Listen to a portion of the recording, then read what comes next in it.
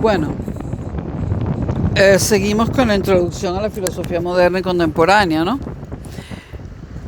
Habíamos hablado de que había una escuela empirista ubicada básicamente en Inglaterra y una escuela idealista representada por Descartes, esto al comienzo de la Edad Moderna, y que procede, digamos, de alguna forma de Platón, ¿no?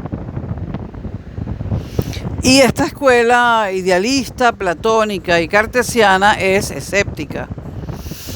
Hablamos también de la idea de Kant, del esfuerzo tremendo que hizo Kant para compaginar o encajar las dos tendencias, ¿no? La tendencia, o sea, la razón, es decir, la tendencia representada en la modernidad por Descartes y en la antigüedad por Platón, la tendencia de que solo a través de la razón se obtiene conocimiento, con la tendencia que también de que también se obtiene conocimiento por los sentidos. En la época moderna, Descartes y la razón pura representan la razón, y los empiristas ingleses y el método científico que es, digamos, diseñado en esa época, representan el empirismo.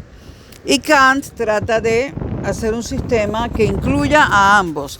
Es evidente para nosotros hoy en día que el conocimiento proviene de ambas fuentes, de la razón y del empirismo o del método científico.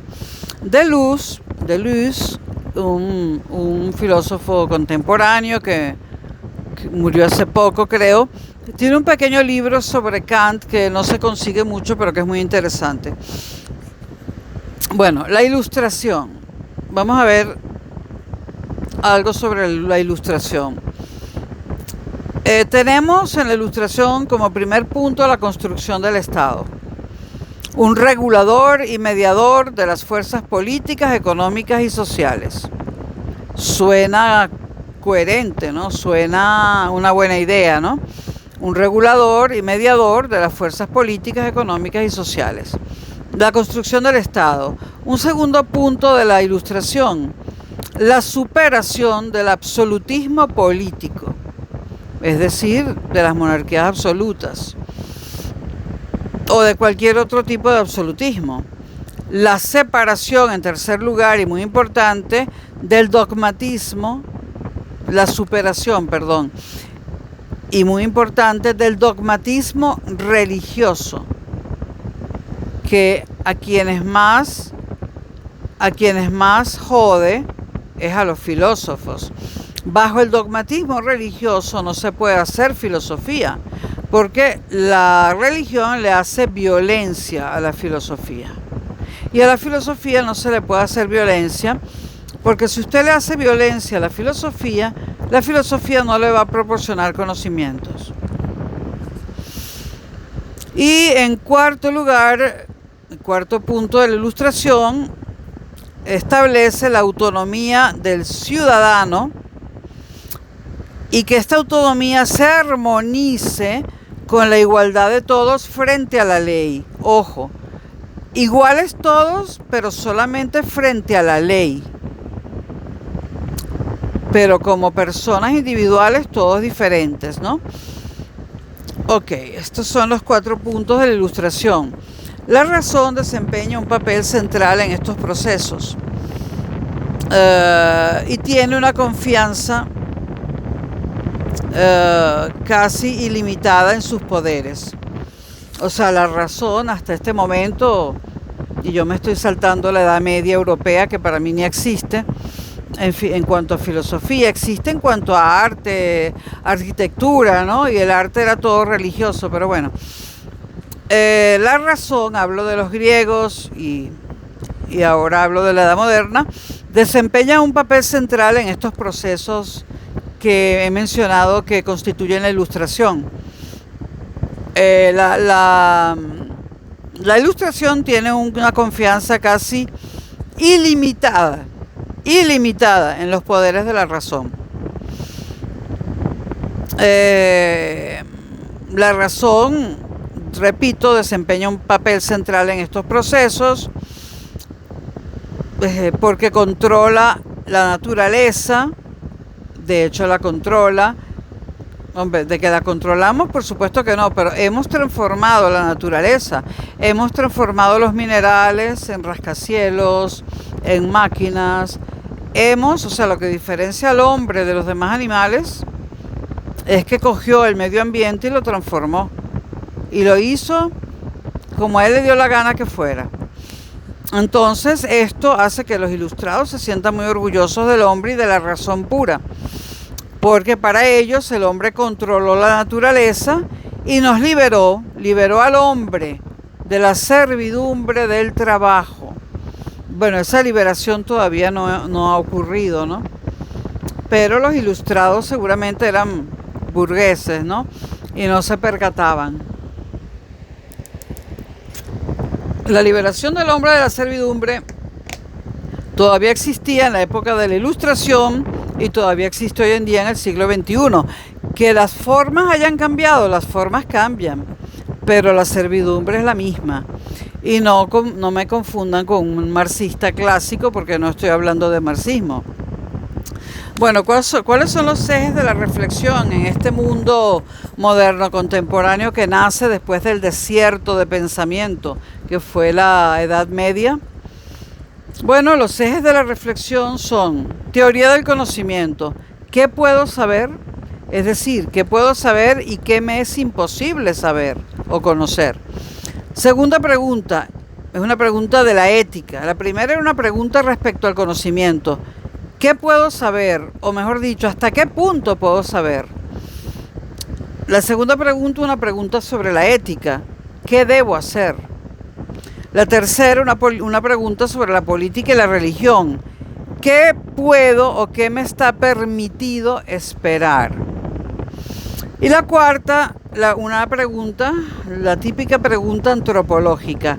¿Qué es el hombre? Se pregunta aquí por el ser humano, ¿no? Yo recomiendo ojear o leer algún ensayo sobre la paz perpetua de Kant, muy interesante, y la antropología, que es otro libro de Kant. Les advierto que Kant es difícil de leer. La teoría del conocimiento, bueno, tiene el racionalismo, la razón, y el empirismo como base, las dos cosas, ¿no? Que las une Kant. La razón y el empirismo, la razón pura, es decir, el idealismo, y el empirismo, el método científico. Esa es la base de la teoría del conocimiento, ¿no? Desde donde de parte de los racionalistas se agrega a esa base el innantismo, las ideas innatas, y de parte de los empiristas se agrega la experiencia. Superar los límites de ambas concepciones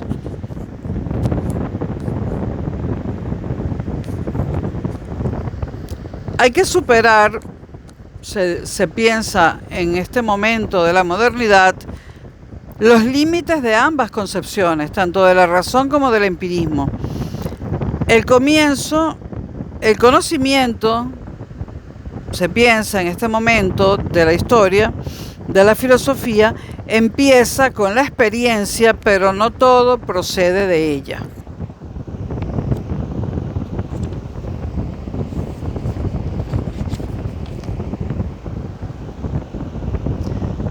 Fundamentación de los conceptos.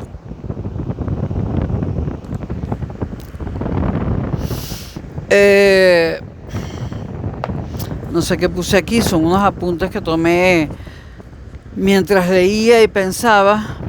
Fundamentación de los conceptos. Bueno, entre paréntesis puse falta de contradicciones internas.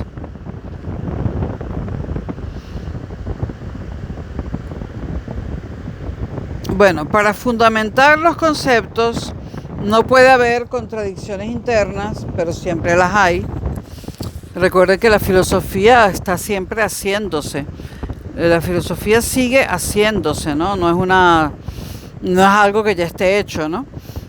Entonces, la fundamentación de los conceptos que necesita que no haya contradicciones internas, pero que estas,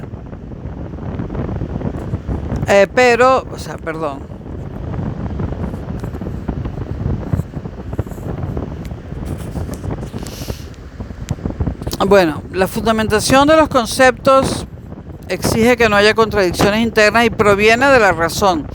Los conceptos para la modernidad, Kant y posteriores a Kant, deben ser posibles y vienen de la razón, pero se necesitará también la experiencia, ¿no? Y esto viene de la influencia de los empiristas ingleses.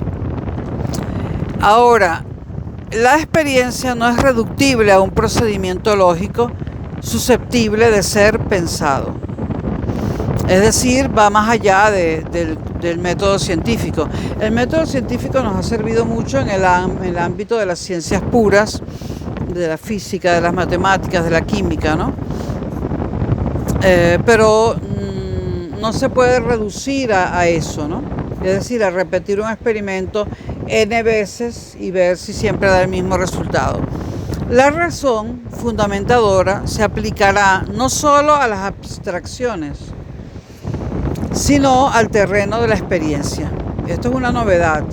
O sea, los conocimientos que obtenemos por los sentidos se les aplica la razón para perfeccionarlos. La metafísica se vuelve saber de los límites de la razón. Se convierte en tratar de encontrar los límites de la razón. Y la experiencia es el límite intrínseco de lo posible. La experiencia se vuelve marco para el ejercicio de la razón fundamentadora. Esto suena muy complicado, pero no lo es.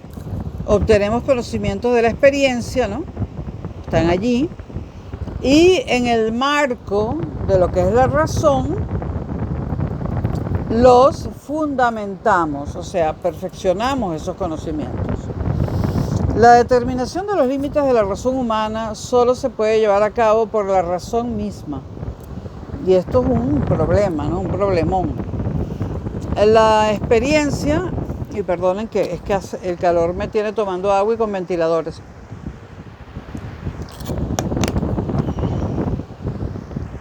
La experiencia es concreta, obviamente, y la razón es abstracta. En la razón residen las categorías del entendimiento. Y aquí estamos hablando de Kant, que fue el que inventó, entre comillas, las categorías del entendimiento. La crítica de la razón pura, uno de los libros de Kant, aborda el verdadero conocimiento que se limita a los fenómenos. O dice que el conocimiento que se limita a los fenómenos es verdadero. Y que las abstracciones tienen la misión de ordenar. En la crítica de la razón práctica, o sea, en la crítica de la razón pura, Kant critica el idealismo de Platón, por supuesto, y la razón pura de Descartes, ¿no? Y dice que el conocimiento realmente verdadero que nos da la razón es cuando ésta se aplica a conocimientos obtenidos mediante procesos empíricos. Luego Kant hace la crítica de la razón práctica, es decir, del empirismo, y dice que ahí están presentes los límites de la voluntad. No puede alcanzar los ideales de comportamiento racional. Por eso es necesaria la moral y el imperativo categórico. El imperativo categórico es un concepto, por llamarlo así, de Kant, un tanto difícil de comprender. Pero empezamos mencionándolo, ¿no?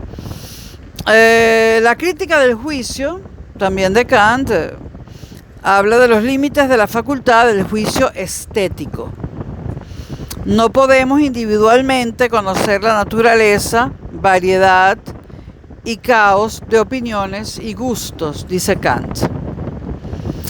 Cuando Kant habla de la razón pura, en su crítica de la razón pura, se refiere a una razón pura entendida como no mediada, sin mediación de nada.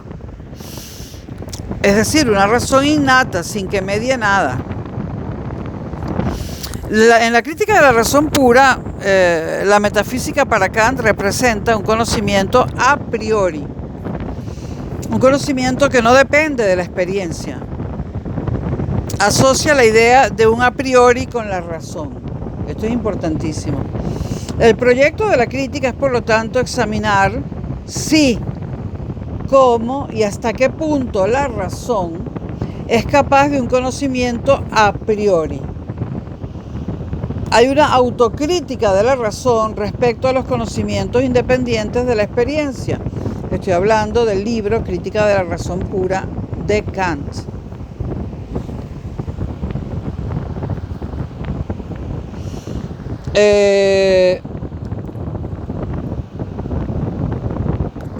Hume, que todavía no habíamos hablado de Hume, habla de que hay que alejarse de los empiristas, porque dice que hay saberes ciertos como la matemática y la física, y que tenemos que tener en cuenta y aplicar el afán de metafísica del hombre, o que tenemos que tener en cuenta y explicar el afán de metafísica del hombre.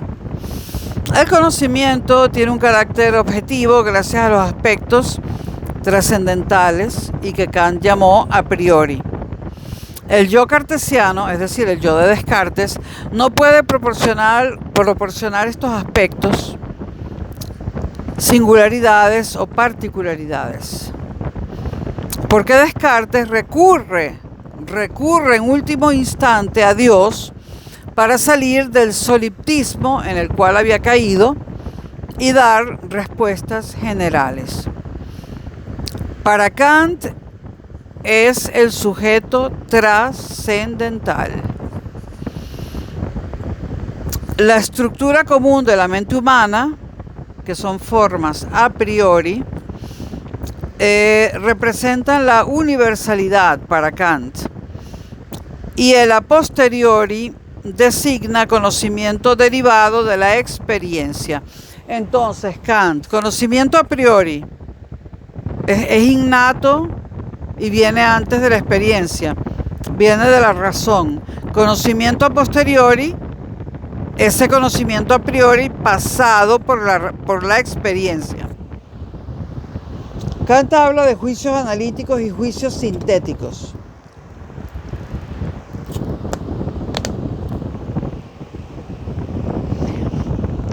Actividad del sujeto pensante, vínculo entre concepto y raciocinio. En primer lugar, el a priori. El a priori no aporta nada más al conocimiento.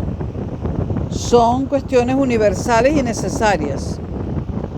El a priori es así y no puede ser de otro modo, es decir, es incuestionable. Lo que es a priori no se puede cuestionar, es así porque sí. Son conocimientos que son así porque sí. Son innatos, son a priori y vienen de la razón. En segundo lugar, a posteriori son conocimientos extensivos porque extienden y corrigen a veces a los a priori. Aportan conocimientos y están vinculados a la experiencia, a los sentidos, y a las particularidades y a las contingencias. El hombre, dice Kant, es una mezcla del a priori más el a posteriori.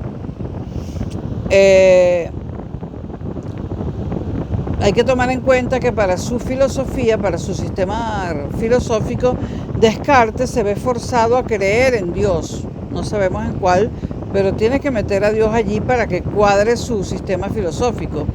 Kant no hace uso de Dios. Creer para Kant es admitir la existencia de. O sea, creer es admitir la existencia de algo. Kant no concibe el conocimiento absoluto como si lo hace Descartes. La categoría espacio-tiempo dentro del sujeto es obra de Kant. Y claro que vivimos el sujeto, nosotros vivimos en un espacio y en un tiempo dados, ¿no? Y eso, por supuesto, nos define también tiene que ser incluido en la filosofía.